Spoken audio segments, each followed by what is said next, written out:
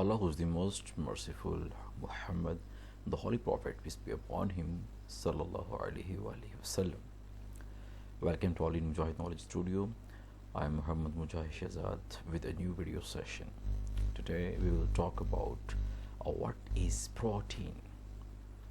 आज के लेक्चर के जो की पॉइंट्स हम डिस्कस करने की कोशिश करेंगे उनमें हम देखेंगे थोड़ा सा इंट्रोडक्शन देखेंगे प्रोटीन का, देन उसकी कंपोजिशन की बात होगी, फिर डिफाइन करेंगे, उसके बाद हम देखेंगे अमाइनो एसिड क्या है और उनका स्ट्रक्चरल फार्मूला क्या है अमाइनो एसिड का, और उसके बाद पेप्टाइड लिंकेज की बात होगी और हम पेप्टाइड लिंकेज को थोड़ा सा डिस्कस भी करेंगे. So let's start our today's video session. जी, तो प्रोटीन क्या है जी? The most abundant organic compound. अब जो सबसे ज़्यादा अबंडेंट ऑर्गेनिक कंपाउंड हमारे पास है वो प्रोटीन है. It comprises over 50% of the total dry weight of the cell. अगर हम एक सेल को देखें तो एक सेल का जौन सा 50% ड्राई वेट है वो प्रोटीन से मिलकर बना हुआ होता है. They are present in all type of cells and in all part of the cell. अब कोई भी सेल है तो हर एक सेल के अंदर प्रोटीन पाई जाएगी और ऑलमोस्ट हर जगह पे होगी. बेसिक कॉन्स्टिट्यूएंट्स 3 हैं: सेल का न्यूक्लियस, सेल का साइटोप्लाज्म और सेल की सेल मेम्ब्रेन. तो ये तीनों जगह पे पाई जाती है जो प्रोटीन है. तो इसीलिए इसको कहा जाता है the most abundant organic compound. If we talk about the composition of protein, then here we have the formula of amino acid comprises hydrogen, nitrogen, carbon, oxygen. अब ये चीज़ें मिल के अमाइनो एसिड को बनाएंगी और हमें पता है कि जब अमाइनो एसिड मिलते हैं तो प्रोटीन बनती है. सो यही चीज़ें कंपोजिशन में आ जाएंगी जैसे कि ऊपर लिखा हुआ है. Protein are polymers of amino acids. जो प्रोटीन है वो एक पॉलीमर्स हैं, एक बड़ा मॉलिक्यूल्स है अमीनो एसिड्स का. The compounds containing carbon, nitrogen, oxygen and hydrogen. जैसे कि हमारे पास है कार्बन, नाइट्रोजन, ऑक्सीजन, हाइड्रोजन. इन्हीं चीज़ों के मिलने से बनता है अमीनो एसिड और अमीनो एसिड के पॉलीमर को हम नाम देंगे प्रोटीन का. अब हम करते हैं डिफाइन प्रोटीन की. Simply, the polymer of amino acid that perform structural and functional role in the cell of an organism and composed of carbon, nitrogen, oxygen and hydrogen is called as protein. अब protein आप यहाँ पे देखें हमारे पास keratin protein है और ये हमारे पास मायोसिन प्रोटीन है, एक्टिन प्रोटीन है, ट्रोपोनिन है, ट्रोपोमायोसिन. डिफरेंट हमारे पास प्रोटीन्स हैं. तो प्रोटीन ऑलरेडी हम डिस्कस भी कर चुके हैं कि ये पॉलीमर है अमाइनो एसिड्स का. अमाइनो एसिड के मिलने से बनने वाला जो एक मॉलिक्यूल है उसको हम प्रोटीन बोलेंगे, जो परफॉर्म करेगा स्ट्रक्चरल एंड फंक्शनल रोल.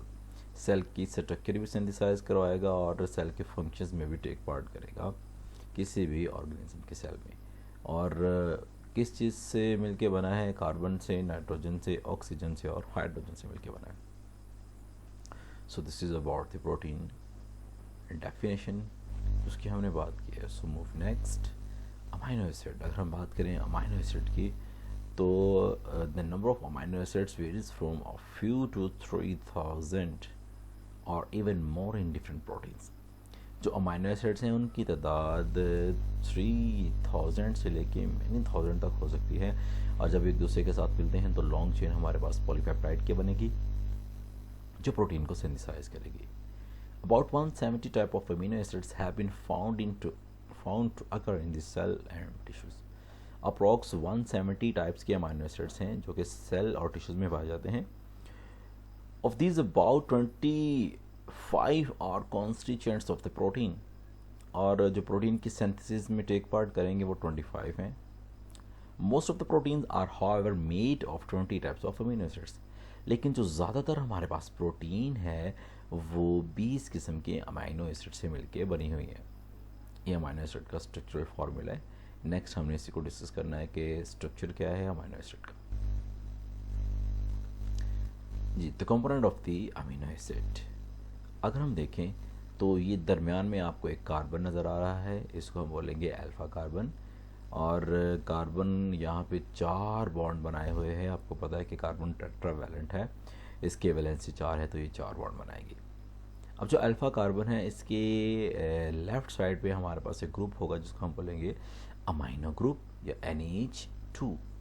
और इसके राइट साइड पे कार्बोक्सिल ग्रुप होगा COOH। ऊपर हमारे पास एक H है और ये R है साइड चेन। अब ये कंपोनेंट है, अमाइनो ग्रुप है, साइड चेन है और कार्बोक्सिल ग्रुप है और साथ ही अल्फ़ा कार्बन। अब यही सारे के सारे कंपोनेंट हैं अमाइनो एसिड के। अब ऐसी कार्बन जिसके साथ अमाइनो ग्रुप भी हो, कार्बोक्सिल ग्रुप भी हो, साइड चेन भी हो और विद हाइड्रोजन, तो ऐसी कार्बन को हम बोलेंगे अल्फ़ा कार्बन। अब आपको जो यहाँ पे साइड चेन दिखाई दे रही है, ये जो साइड चेन है यहाँ पे ऐसे होगा कि R की जगह पे मिथाइल ग्रुप आ सकते हैं, जैसे कि ये लिखा हुआ है CH3। यहाँ पे मिथाइल के अलावा मिथाइल ग्रुप आ सकता है, ethane, propene, butane, pentene, hexene, heptene, कोई भी आ सकता है। अल्केन फैमिली का भी आ सकता है, अल्कीन का भी आ सकता है और अल्काइन का भी आ सकता है। अब अगर हम ओवरऑल स्ट्रक्चर की बात करें तो जो कंपोनेंट है अमाइनो एसिड्स के, एक अमाइनो ग्रुप और carboxylic group with alpha carbon और हाइड्रोजन, ये सारी की सारी चीज़ें हर एक अमाइनो एसिड में ऑलमोस्ट कॉमन होंगी, लेकिन जो सी साइड चेन है ये चेंज होगा। अब इसी की चेंजिंग की वजह से जो अमाइनो एसिड है वो डिफरेंट हो जाएगा। सो बेसिक जो सी चेंज आ रही है वो साइड चेन यानी कि R वाली जगह पे आ रही है, जिसको हम साइड चेन ग्रुप बोलेंगे। अगर हम बात करें पेप्टाइड लिंकेज की, तो डिफाइन बताने से पहले हम थोड़ा सा अंडरस्टैंड कर लें। ये एक अमाइनो एसिड है।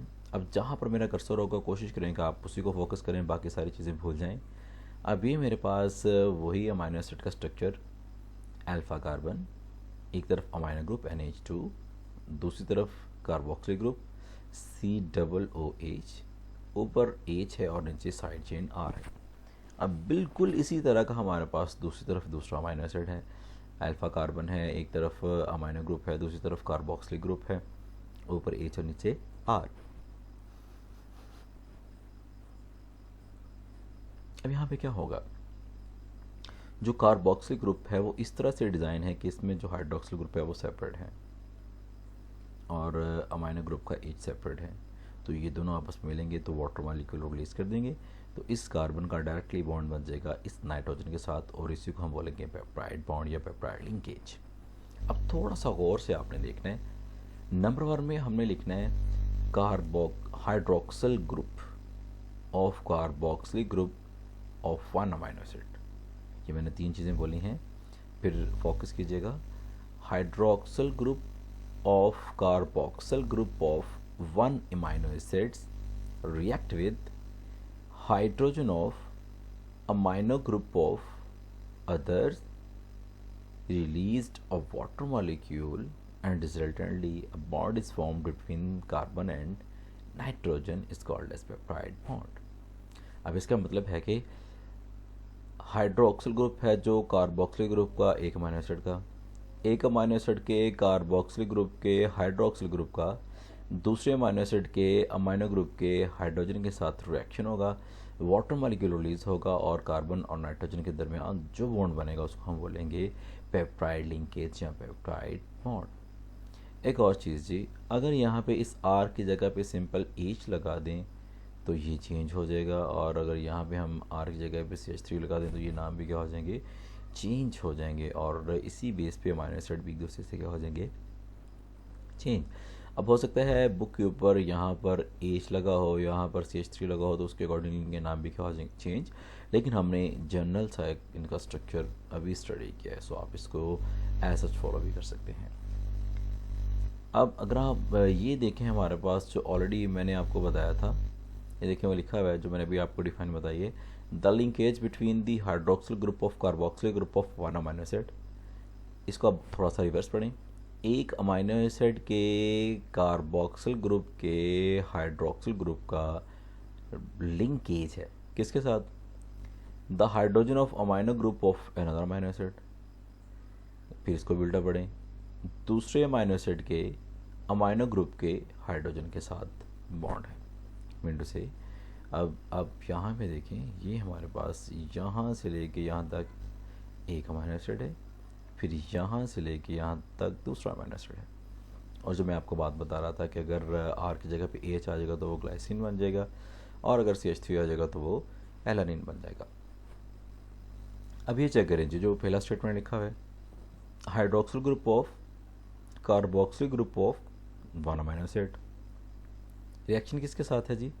Hydrogen of amino group of other amino acid. तो रिलीज क्या होगा? वाटर मॉलिक्यूल रिलीज हो जाएगा और कार्बन का बॉन्ड डायरेक्टली बन जाएगा नाइट्रोजन के साथ, और इसको हम क्या बोलेंगे? Peptide linkage. और जो नया बनने वाला हमारे पास ये कंपाउंड होगा, इसको हम बोलेंगे ग्लाइसिल एलानिन। ये पेप्टाइड लिंकेज है जिसके थ्रू अमाइनो एसिड मिलते हैं। अब एक और चीज़, अगर आप इस एंड पे देखें तो अमाइनो ग्रुप फिर अवेलेबल है, मीन्स कि यहाँ पे कोई दूसरा कार्बोक्सिल ग्रुप अटैच हो सकता है। और इस केस में देखें तो हमारे पास कार्बोक्सिल ग्रुप अवेलेबल है, मीन्स कि यहाँ पर दूसरे अमाइनो एसिड अपने अमाइनो ग्रुप के साथ अटैच हो सकता है। सो जब भी बॉन्ड बनते हैं, पेप्टाइड लिंकेज बनते हैं, जितने मर्जी बन जाए, 1000 बन जाएँ, उनकी एक साइड पे amino group already freely available होता है, जिसके साथ किसी दूसरे अमाइनो एसिड का कार्बोक्सिल ग्रुप अटैच हो सकता है, रिएक्शन कर सकता है, बॉन्ड बना सकता है। और स्ट्रक्चर की दूसरी तरफ कार्बोक्सिल ग्रुप होता है जिसके साथ कोई और अमाइनो एसिड का जो अमाइनो ग्रुप है वो अटैच होके तो further peptide linkage, peptide bond बना सकता है। अब वही चीज़ जो मैंने अभी आपके सामने डिस्कस की वो यहाँ पे लिखी हुई है। The glycyl alanine has 2 amino acid. ये देखें, एक ही अमाइनो एसिड है, एक ही अमाइनो एसिड। तो ये 2 अमाइनो एसिड्स के साथ मिलकर बनने वाला एक हमारे पास कंपाउंड है जिसका नाम है ग्लाइसिल एलानिन। हैज़ 2 अमाइनो एसिड्स, 2 सब यूनिट्स हैं अमाइनो एसिड के, तो इसलिए हम इसको बोलेंगे dipeptide. A dipeptide has an amino group at one end and carboxyl group at the other end। वही बात, ये हमारे पास एक डाइपेप्टाइड है, इसके एक एंड के ऊपर अमाइनो ग्रुप है और दूसरे एंड के ऊपर कार्बोक्सिल ग्रुप है। मीन्स कि यहाँ पर फर्दर अटैच हो सकते हैं अमाइनो एसिड और यहाँ पर भी अटैच हो सकते हैं। दूसरा पॉइंट है जी, पहला पॉइंट हमने पढ़ लिया है डाइपेप्टाइड है, दूसरा हमने पढ़ लिया अमाइनो ग्रुप है और कार्बोक्सिल ग्रुप। तीसरा पॉइंट हमारे पास, so both reactive part are again available for the further peptide bond to produce tripeptide, tetrapeptide, pentapeptide, etc. leading to the polypeptide chain। अब इसके कहने का मकसद ये है कि जब ये 2 अमाइनो एसिड मिलेंगे, दरम्यान में पेप्टाइड लिंकेज बनेगा, तो आप दोनों के देखें, एक स्टार्ट पे और एंड पे देखें। स्टार्ट पे यहाँ पे अमाइनो ग्रुप अवेलेबल है और यहाँ पर कार्बोक्सिल ग्रुप अवेलेबल है। मीन टू से कि इस साइड से भी अमाइनो एसिड अटैच होंगे और इस साइड से भी होंगे, दोनों तरफ से हो सकते हैं। अब ये 2 हैं तो ये डाइपेप्टाइड है, एक तीसरा आके मिल जाएगा, इस तरफ मिले या इस तरफ मिले तो वो ट्राइपेप्टाइड बन जाएगा। अगर 2 आके मिल जाए तो वो टेट्रा बन जाएगा। और इसी तरह से पेंटा है, उसके बाद हेक्सा है, हेप्टा है, ऑक्टा है, और ये इस तरह से चलता जाएगा और आखिरकार हमारे पास पॉलीपेप्टाइड एक चेन बन जाएगी जो प्रोटीन के फाइनल स्ट्रक्चर्स में कन्वर्ट हो जाएगी। So that was all guys about this lecture. Hope so कि ये आपके लिए इन्फॉर्मेटिव होगा। सो मिलते हैं नेक्स्ट लेक्चर में, तब तक के लिए अल्लाह हाफिज़, अपना बहुत ज़्यादा ख्याल रखिएगा।